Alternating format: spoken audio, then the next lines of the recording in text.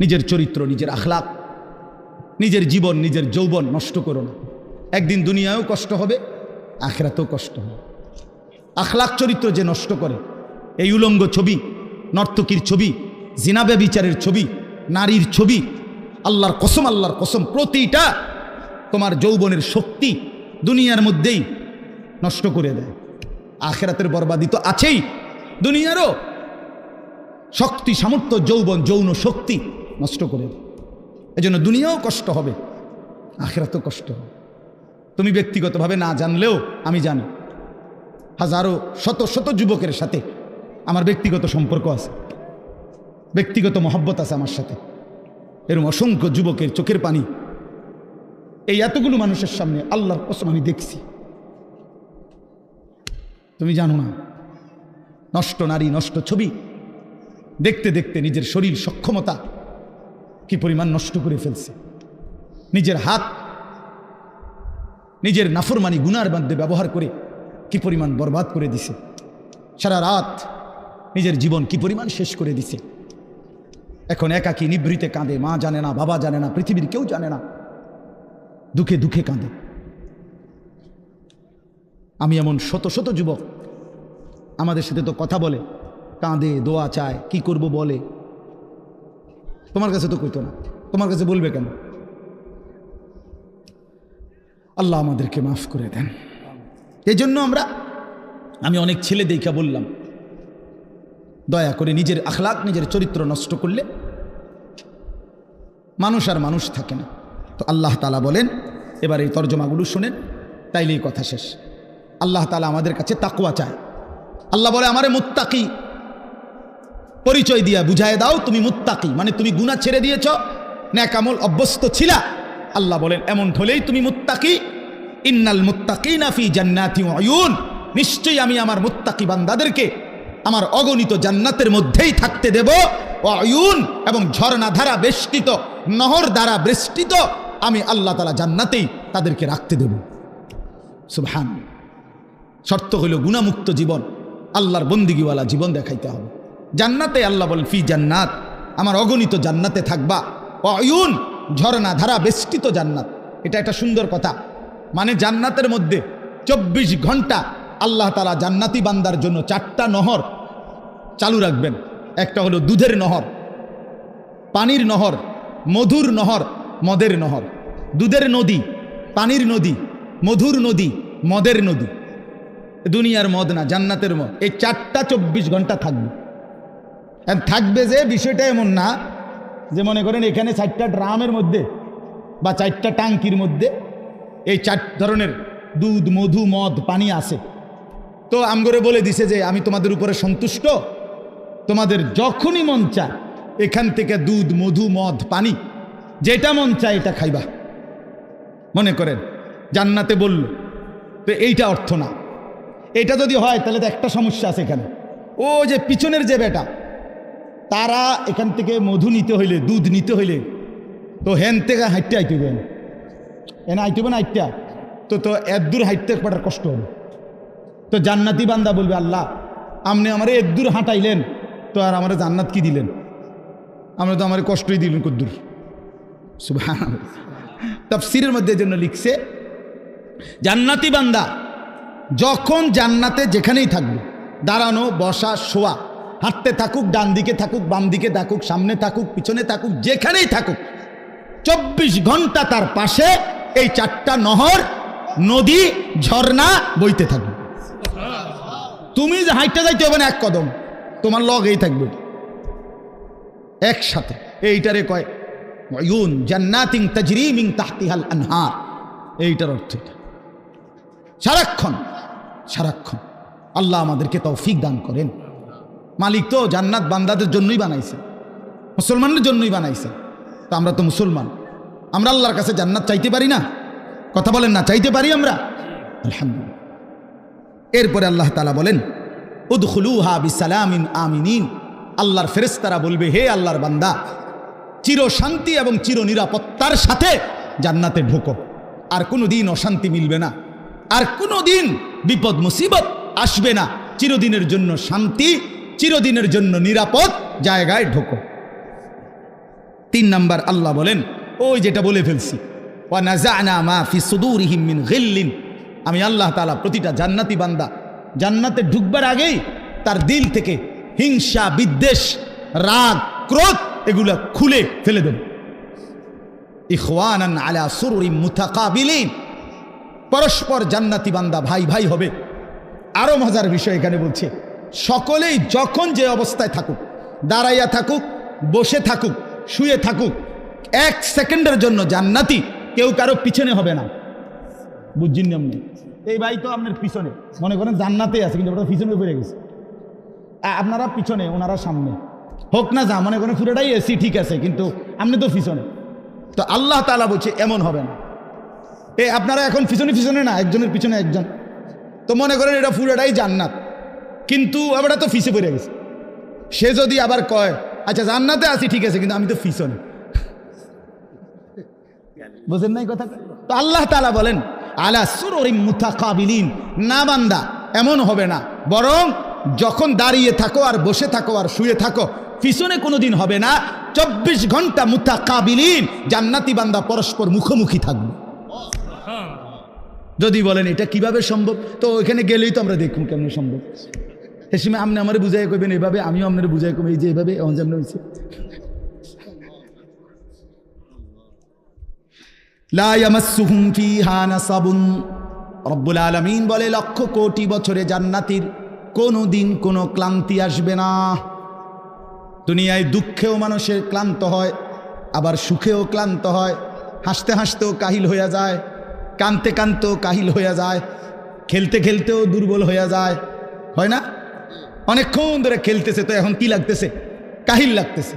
তো হাসতে হাসতেও কাহিল হয়, কানতে কানতেও কাহিল হয়। আল্লাহ বলেন জান্নাতি বান্দা যত সুখের মধ্যেই থাকুক না কেন 24 ঘন্টা কখনোই কোনো ক্লান্তি আসবে না।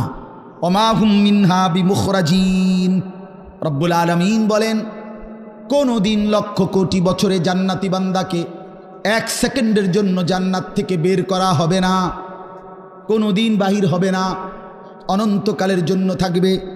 এবার শেষ কথা বন্ধু, নাব্বি ইবাদি আন্নী আনাল গফুরুর রহিম। রব্বুল আলামিন বলেন এমন সুন্দর এমন সুখের জান্নাত আমি আল্লাহ বর্ণনা দেওয়ার পরে বন্ধু ও নবী আপনাকে বলছি, কোন উম্মত যদি আপনার বলে আল্লাহ আমি তো শুনেছি জান্নাতের কথা, যেতেও মন চায়, কিন্তু এই পরিমাণ গুনার নাফরমানি করেছি রব্বুল আলামিন, যার কারণে গুনাহ তো অনেক বেশি, জান্নাতের আশাই করতে পারি না। আল্লাহ বলেন বন্ধু আপনি আমার সেই বান্দাদেরকে বলে দেন আন্নী আনাল গফুরুর রহিম, যত 1,00,000 কোটি গুনাহ হোক না কেন ছেড়ে দিয়ে তওবা করে চোখের পানি ফেলে যদি আমি আল্লাহর দিকে ফিরে আসে, আমি আল্লাহ ওয়াদা দিলাম আসমান ছোঁয়া গুনাহ হলেও আমি আল্লাহ গফুর, আমি নিশ্চিত মাফ করে দেব। জান্নাতে যেতে চাও, অনেক গুনাহ, আল্লাহ বলে বান্দা ঘাবড়াইও না, তুমি যদি ফিরে আসো আগের গুনাহ ছেড়ে দাও, চোখের পানি ফেলে মাফ চাও আর করবে না, ওয়াদা দাও, তো আমি 90 বছরের গুনাহ একসাথে 1 সেকেন্ডে মাফ করে দেব। 7 আসমান উচ্চা গুনাহ মাফ করে দেব। তবে শর্ত হলো আসবা কিনা বলো, ফিরবা কিনা বলো, আগের গুরু ছাড়বা কিনা বলো। বিড়ি খাইতে খাইতে আস্তাগফিরুল্লাহ করে হইতো না, কথা বুঝেন নাই? টেলিভিশন চাইতে চাইতে তওবা তওবা করলে হইতো না। আমাদের তো আমরা না বুঝি না, আল্লাহ তো বুঝে বাবা। আমরা তো অনেক সময় আসি এমনি ডুল্লা ডুল্লা আস্তাগফিরুল্লাহ তো পড়ি, কিন্তু গুনাহ থেকে আসলে ইস্তেগফার না, এটা মুখে বলে আর কি, জানে সে গুনাহ ছাড়বে না, তো এটা কিসের আস্তাগফিরুল্লাহ হলো? আপনার ইয়াকিন দিলের মধ্যে আপনি মিথ্যা ছাড়বেন না, তো আপনি কি গুনার তওবা করতেছেন? আপনি তো দিলের মধ্যে রাখছেন যে আপনি গুনাহ ছাড়বেন, আপনার পকেটে বিড়ি, আপনার মুখে দাড়ি কাটা, আপনার পকেটের টাকা সুদের টাকা, আমনে কোন আস্তাগফিরুল্লাহ রাব্বি কিতা কইলেন? কারে কইলেন? কিতা বুঝাইলেন আপনি? হ্যাঁ, এই জন্য বললাম আল্লাহ তাআলা বলে তওবা হলো বান্দা আগের গুনাহ ছেড়ে দেওয়া, আর করবে না ওয়াদা দিয়া লজ্জিত হয়ে মাফ চাওয়া। এমন হলে আমি 90 বছরের গুনাহ মাফ করে দেব। ওয়া আন্না আযাবি হুয়াল আযাবুল আলীম। আল্লাহ তাআলা বলেন, এই শেষ কথা ভাই, আমার এই শেষ লাইনটা শুনেন। যুবক ভাই তোমরাও শোনো, কষ্ট করছো তোমরা, সবাই মনোযোগ দিয়ে শুনে নাই, আমি দেখছি 2-4টা ছেলে পেলে এমনও যারা মনোযোগ দিয়ে শুনে নাই, কথা বলছে পরস্পর, অথবা একজনের কাঁধের উপরে আরেকজন ভর দিয়ে রাখছে। মনে রাখবেন, এটা অসভ্যতা। কোনো প্রাপ্তবয়স্ক ছেলে, মানে 14 বছর 15 বছর থেকে উপরে যারা সাবালক, অর্থাৎ যাদের উপরে গোসল ফরজ হয়, এমন সাবালক ছেলে একজন আরেকজনকে জড়ায়া ধরা, এটা সম্পূর্ণভাবে শাহওয়াত, এটা অসভ্যতার অংশ। হ্যাঁ, এটা একটা শাহওয়াতের অংশ, এটা একটা নোংরামির অংশ। আপনি মনে করেন আমরা বন্ধু দেখে জড়াই, না না না, বন্ধু না, তোমার কাছে মধ্যে শাহওয়াত আছে দেখে জড়াই ধরছে।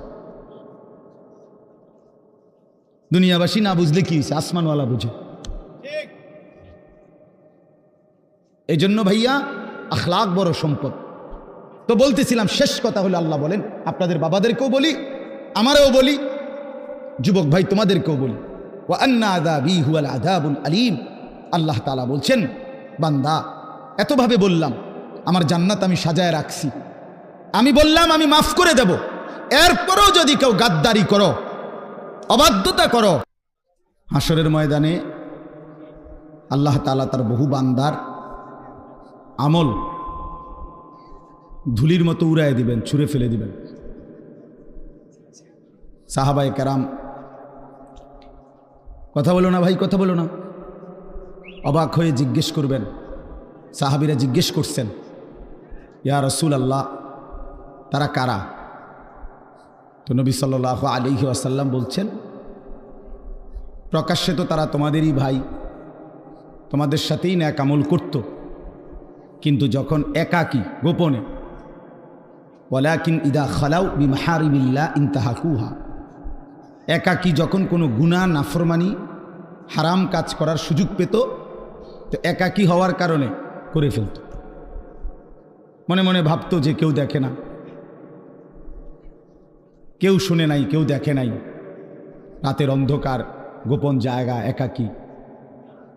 তো এই কারণে আল্লাহর নাফরমানি করত, আর মানুষের সামনে বেশভূষা ধরত বুজুর্গি, মানুষের সামনে একদম ফরহেজগার, একাকী, আল্লাহর নাফরমান। তো রাসূলুল্লাহ সাল্লাল্লাহু আলাইহি ওয়াসাল্লাম বলেন, এমন ব্যক্তির আমলগুলো আল্লাহ তাআলা ছুঁড়ে মারবেন, ধুলির মতো উড়িয়ে দেবেন। এটা মৌলানা বলতেছিলেন আপনাদেরকে। এজন্য এটা মনে রাখা চাই, মুসলমান মানে এই কথা দিলের মধ্যে ইয়াকিন রাখতে হবে, 24 ঘন্টা হার হালাতে, সকল অবস্থায় আল্লাহ আমাকে দেখে। কি বলেন? আল্লাহ আমাকে দেখে। আলাম ইয়ালাম বিআন্নাল্লাহা ইয়ারা। আল্লাহ তাআলা বলে, বান্দা তুমি কি জানো, আমি কিন্তু সারাক্ষণ তোমাকে দেখি, সারাক্ষণ, রাতেও দিনেও, অন্ধকার অমাবস্যার রাতেও, পূর্ণিমার চাঁদের আলোর নিচেও, একাকীও, গোপনেও, প্রকাশ্যেও, সর্বাবস্থায় আমরা আল্লাহ তাআলার ইহাতা, আল্লাহ তাআলার বেষ্টনীর বাহিরে যাওয়ার কোনো সুযোগ আমাদের নাই। কোরআন শরীফে আছে, আল্লাহ তাআলা বলেন, ইয়া মা'শারাল জিন্নি ওয়াল ইনস ইন ইসতাতা'তুম আন তানফুযু মিন আকতারিস সামাওয়াতি ওয়াল আরদ ফানফুযু। সূরা আর রহমানের মধ্যে আছে। আল্লাহ তাআলা বলেন, হে জিন এবং মানুষ, যদি নাফরমানি করতেই মন চায়, তো আমি আল্লাহর আসমানের সীমানা, জমিনের সীমানা ছেড়ে দাও, আমার সীমানার থেকে বেরিয়ে পড়ো, দেখো পারো কিনা। আল্লাহ তাআলা বলে, লা তানফুজুন ইল্লা বিসুলতান, আমি ক্ষমতা না দিলে কেউই নিজের যোগ্যতায়, নিজের ক্ষমতায় আমার সীমানা পার হইতে পারবে না। বুঝেন নাই? পারবে? আমরা আসলে পারবো না। এভাবে বহু আয়াতের মধ্যে আল্লাহ তাআলা কোরআনুল কারীমের কথা বারবার বলছে, বান্দা তুমি আমার বেষ্টনীর ভিতরে, লাকাদ আহসাহুম ওয়া আদ্দাহুম আদ্দা। আল্লাহ তাআলা বলেন, আমি বান্দাকে বেষ্টন করে আছি এবং তার পুরা জিন্দেগি গুনে গুনে রাখছি, গুনে গুনে রাখতেছি, একটা জাররা, একটা হিসাব বাদ যাবে না, বাদ যাবে না। আহসাহুল্লাহু ওয়া নাসু, আল্লাহ তাআলা বলেন, বান্দা আমি গুনে রেখেছি, তুমি ভুলে গেছো। তোমার হয়তো মনে নাই তোমার পুরা হায়াত, আমি আল্লাহ তাআলা হিসাব করে রাখছি। হাসি দিছো কয়টা, কাঁদছো কয়বার, হাত উপরে উঠাইছো কয়বার, নিচে নামাইছো কয়বার, অক্সিজেন গ্রহণ করছো নিঃশ্বাস কয়বার, আবার ছেড়ে দিছো নিঃশ্বাস কয়বার। আল্লাহ তাআলা বলেন সব আমার ফেরেশতা হিসাবের মধ্যে লিখে রাখছে, সব হিসাব। এজন্য বাফ, এটা বহুতই জরুরি বিষয়। নিজেরে বুদ্ধিমান ভাবতে নাই, নিজেরে চালাক মনে করতে নাই। পৃথিবীর সবাইকে ফাঁকি দিলে কি হবে? আল্লাহকে ফাঁকি দেব কিভাবে? আল্লাহকে ফাঁকি দেব কিভাবে? আর বিচার তো আল্লাহ করবেন, ফায়সালা তো আল্লাহ করবেন। দুনিয়ার সবাই বলল ভালো, মালিক জানে আমি অসৎ, তো লাভ কি হলো? এই জন্য আমরা প্রত্যেকেই একাকী গুনার ব্যাপারে সতর্ক থাকি। যুবক ছেলে যারা আছো তোমরা ভাই, এটা তোমাদের মধ্যে বেশি দোস্ত। রাতের আধারে তুমি মনে করো কেউ দেখে না, এই জন্য তুমি সারা রাত মোবাইলের মধ্যে নাচ গান ছবি দেখো। দোস্ত আমার, মনে রাখো, যে মালিকের চোখ দিয়ে দেখতেছো সে মালিক তোমারে দেখে। যার হাত দিয়ে মোবাইল চালাচ্ছ তিনি কিন্তু দেখেন, তিনি দেখেন। ওয়াকাফা বিদুনুবি ইবাদিহি খাবীরাম বাসীরা। আল্লাহ তাআলা বলেন আমার বান্দার সমস্ত গুনার হিসাব রাখার জন্য আমি আল্লাহ একাই যথেষ্ট, আমি একাই যথেষ্ট। তুমি দেখবা আমি আল্লাহ তাআলার কাছে হাসরের ময়দানে যখন তোমার আমলনামা দেয়া হবে, নিজ চোখে তুমি দেখবা লা ইউগাদিরু সগীরাতান ওয়ালা কাবীরাতান ইল্লা আহসাহা। আল্লাহ তাআলা বলেন বান্দা নিজেই বলবে, আল্লাহ ছোট কিংবা বড় আমার জীবনের কোনো কিছুই তো এই হিসাবের খাতার থেকে বাদ দেয় নাই, সবই তো উঠায় ফেলছে। কারে দিয়া লেখাইলেন? একটা বিন্দু, একটা নিঃশ্বাস, একটা হাসি কান্না, ভালো মন্দ কিছুই তো বাদ দেয় না। এইভাবে নিখুঁত আমলনামা তৈরি করছে ফেরেশতা। এই ডান কাঁধে বাম কাঁধের ফেরেশতা এক সেকেন্ডের জন্য বিশ্রাম করে না। ফেরেশতার কোনো বিশ্রাম নেই, ফেরেশতার কোনো ক্লান্তি নেই। সৃষ্টিগতভাবেই তারা এমন। ফেরেশতা আল্লাহর হুকুমের বিরোধিতা করতেই পারে না, ফেরেশতা আল্লাহর হুকুমের অবাধ্য হইতেই পারে না, সিস্টেমে নাই। এই লাইটটা নিজে নিজে বন্ধ হইবার কোনো যোগ্যতাই নেই। এটা আমরা মানুষরা এটা সুইচ বন্ধ করতে হবে, অথবা ওই বিদ্যুৎ যেখানে চলে যায় সেখানেও তো সুইচ বন্ধ হয়। কিন্তু এইটা নিজে যে আমি 1 ঘন্টা ধরে জ্বলছি এখন একটু বন্ধ হই, এরকম কি ক্ষমতা আছে কি? নাই। ফেরেশতা এমন। এই জন্য এটা মনে রাখা চাই। আমার বুঝলেও ভালো, আপনি বুঝলেও ভালো, বয়স্ক বাবারা বুঝলেও ভালো, নওজোয়ান সাথী তোমরা বুঝলেও ভালো। গুনাহ ছেড়ে দেই, আল্লাহর নাফরমানি ছেড়ে দেই। মাঝ বয়সী বাবারা যারা আছেন হালাল রোজগার করেন, হারাম ছাড়েন, হারাম ছাড়েন। ছেলে মেয়েকে দিন শিখান, নিজেরা আখলাক সুন্দর করেন। আল্লাহ তাআলা আমাদের সবাইকে আখিরাতের ফিকিরে গুনাহ ছেড়ে দেওয়ার, আল্লাহর ইবাদত করার তৌফিক দান করেন।